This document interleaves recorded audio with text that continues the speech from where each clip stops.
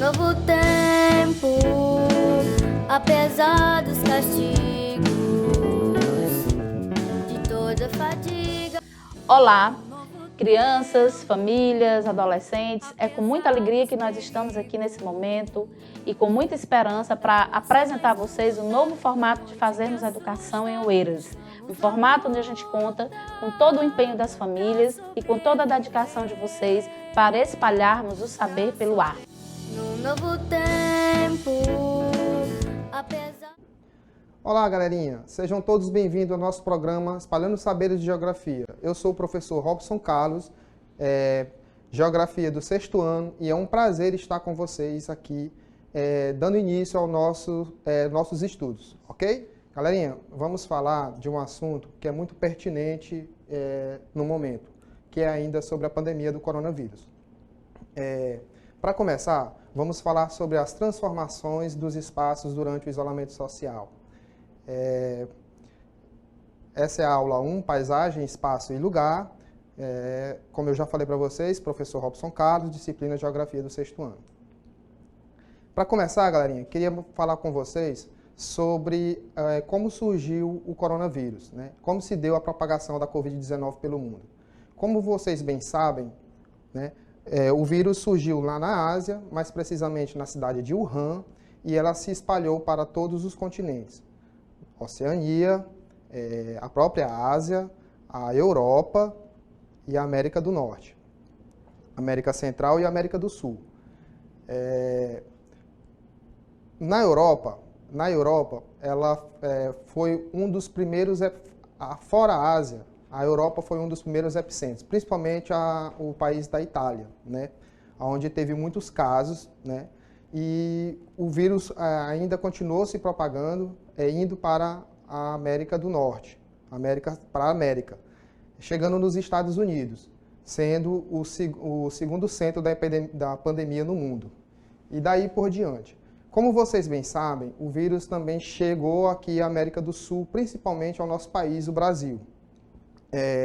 Hoje, segundo os especialistas e os cientistas, médicos, né, nós somos o centro da pandemia no mundo atualmente. Ok, galerinha? Bom, galerinha, aí falando ainda sobre a expansão do vírus no mundo, temos aqui como a geografia faz a compreensão do mundo. Aqui temos um monitoramento global das escolas fechadas, das situações das escolas no mundo.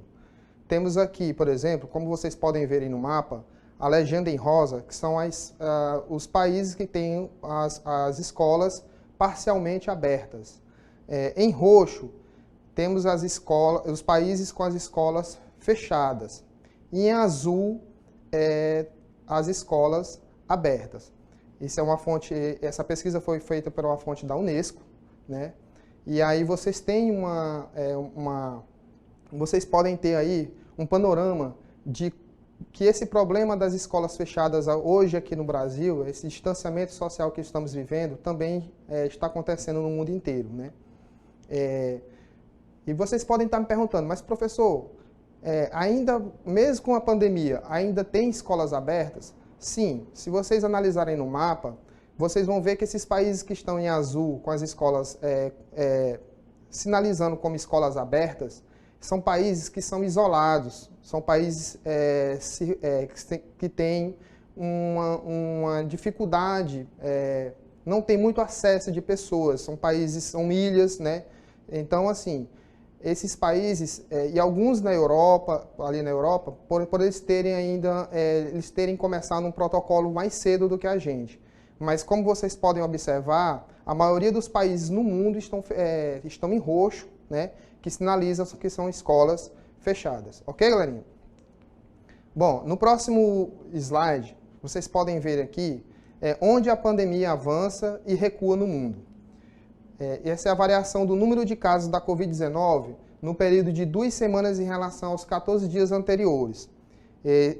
Essa pesquisa foi feita pelo Centro Europeu de Controle e Prevenção de Doenças, né, que foi lá no dia 12 de junho de 2020, né, e divulgada pela BBC. Vocês podem ver aqui, por exemplo, alguns países que estão com casos, com mais de 200% de casos, e tem países com a faixa etária azul que tem até menos 200% de casos. Ah, professor, mas nesses países que estão com menos transmissão, já está erradicado o vírus? Não, eles só sinalizam apenas que tem pouca transmissão, mas continua ainda o risco de contágio, né? A transmissão continua, a pandemia continua ainda no mundo inteiro. Ok, galerinha? Bom, adentrando na geografia, galerinha, vamos falar um pouquinho mais aqui especificamente de geografia. Então, eu começo fazendo uma pergunta para vocês. Para a geografia, o que seria paisagem? Olha só, galerinha. Segundo a geografia, paisagem é um conjunto de elementos naturais e culturais que podem ser vistos e percebidos em um local. Ok, galerinha? As paisagens, galerinha, se dividem ainda em elementos naturais e culturais. Como o próprio nome diz, galerinha, naturais são as paisagens que não sofrem a transformação do homem, ou seja, é natural. A montanha, né, as árvores, cachoeiras, rios e etc. E as paisagens culturais? São aquelas que sofrem transformações pelo homem, né? Prédios, casas, ruas, né? Praças, hospitais, escolas, né? Então, há uma diferença aí, galerinha. Então, prestem atenção. Naturais, né? Que já está dizendo, tudo que é natural. Culturais, que tem a transformação ou passa pela transformação do homem, ok? Falando sobre o espaço geográfico, galerinha, para a geografia, é o conjunto integrado de paisagens resultantes de fenômenos naturais e da ação humana. Então, temos aí, por exemplo, uma paisagem de espaço geográfico em que engloba elementos naturais e elementos culturais numa mesma imagem, numa mesma paisagem. Temos aí a montanha, né, a cidade do Rio de Janeiro, por sinal muito bonita, né? Temos aí o Cristo Redentor, que foram monumentos, são elementos que foram construídos ou foram transformados pelo homem. Mas você pode ver aí, por exemplo, o mar, né? Você pode ver aí a montanha, né? Que são elementos naturais, ok? Galerinha, vamos falar de lugar? Lugar é uma porção ou parte do espaço onde vivemos o nosso dia a dia.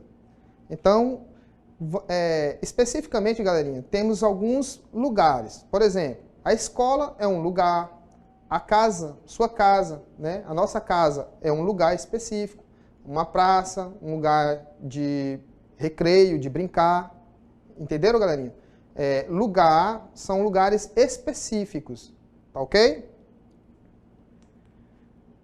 Bom, galerinha, eu quero finalizar nosso programa e desejar para vocês bons estudos, sucesso sempre.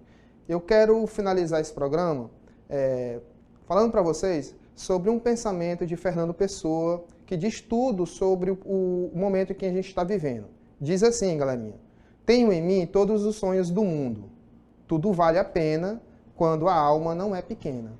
Às vezes, ouço passar o vento, e só de ouvir o vento passar, vale a pena ter nascido. Obrigado, galerinha. Fiquem com Deus e bons estudos. No novo tempo, apesar dos castigos.